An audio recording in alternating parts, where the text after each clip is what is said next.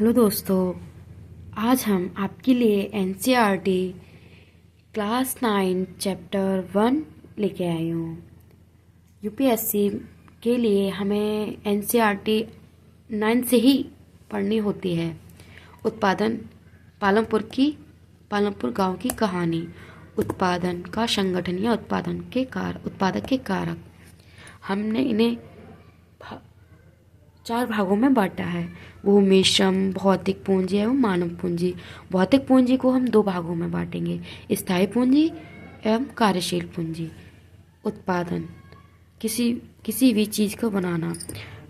अर्थशास्त्र में उत्पादन कुछ संसाधनों, तकनीकों, श्रम से किसी उपभोग कराने वाली वस्तु या सेवा के बनाने को कहा जाता है। वस्तु के उत्पादन के लिए 4 चीज़ें आवश्यक होती हैं। भूमि, किसी भी वस्तु का उत्पादन करने के लिए हमें भूमि की आवश्यकता होती है।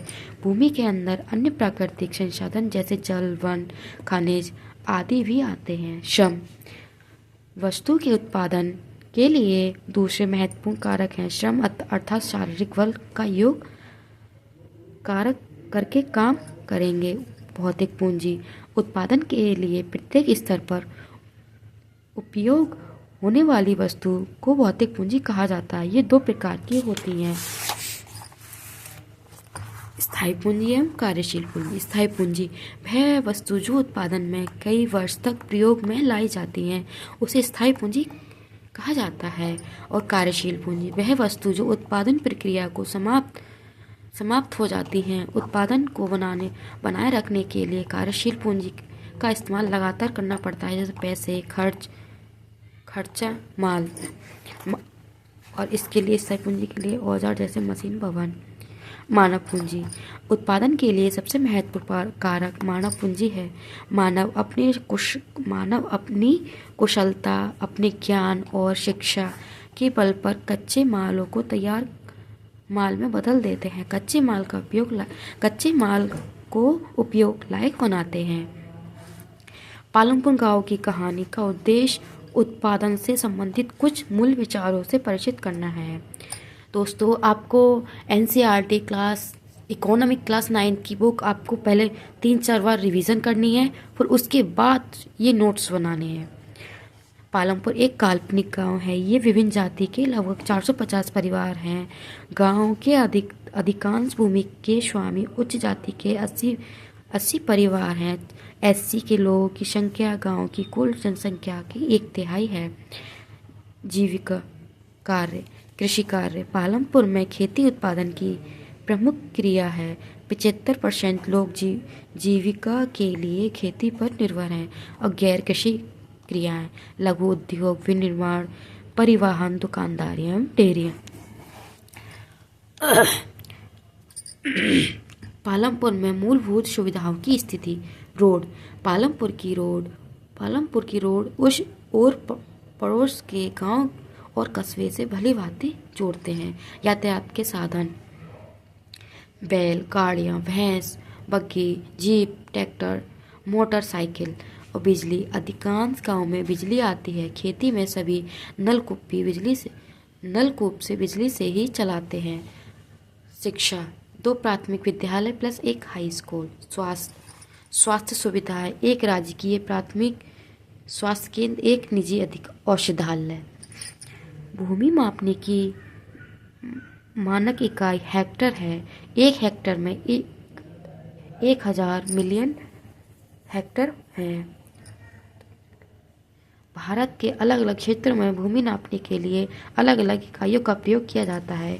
कृषि आधारित मौसम, मानसूनी, खरीफ कृषि, शीत रबी फसल और ग्रीष्म जायदा फसल। मानसून फसल मतलब खरीफ, वे फसल जो जून से अक्टूबर तक उगाई जाती है, जैसे ज्वार, बाजरा, गन्ना। शीत रबी फसल, वे फसल जो अक्टूबर मार्च तक उगाई जाती है, जैसे गेहूँ, आलू, सरसों। ग्रीष्म जायदा फसल, वे फसलें जो मार्च से जुलाई तक उगाई जाती हैं, तरबूज, खरबूज, खीरा, etc। भूमि एक सीमित संसाधन है।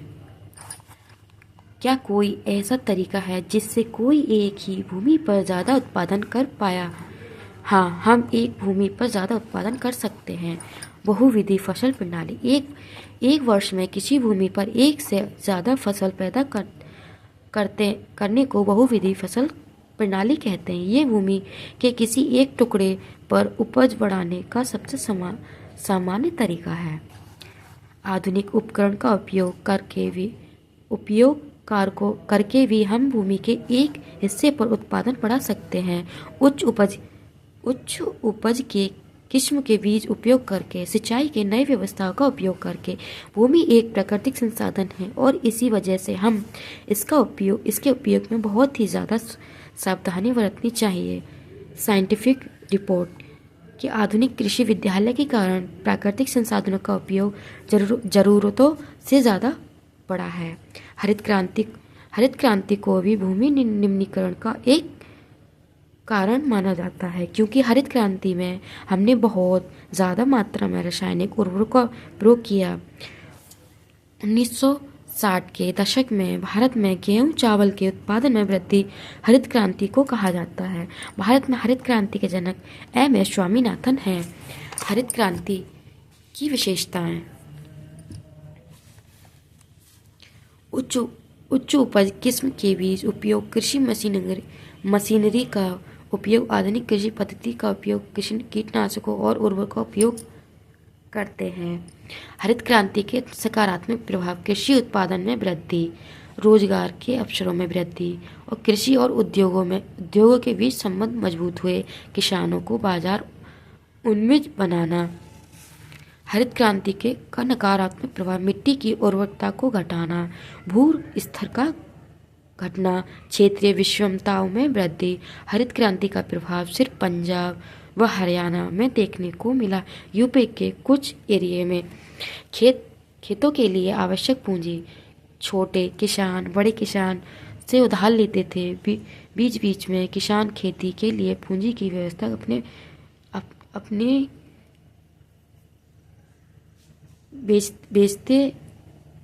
बेचने से करते थे।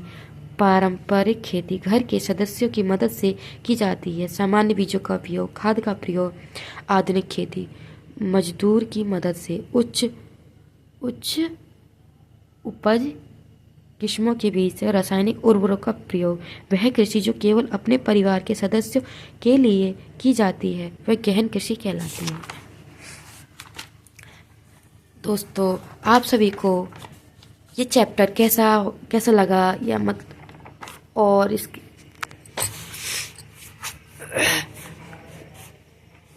पसंद आया नहीं? Like, comment and share, subscribe ज़रूर कर देना दोस्तों, और ये भी बताना कि आपके लिए कितना हेल्पफुल होता है। Thank you.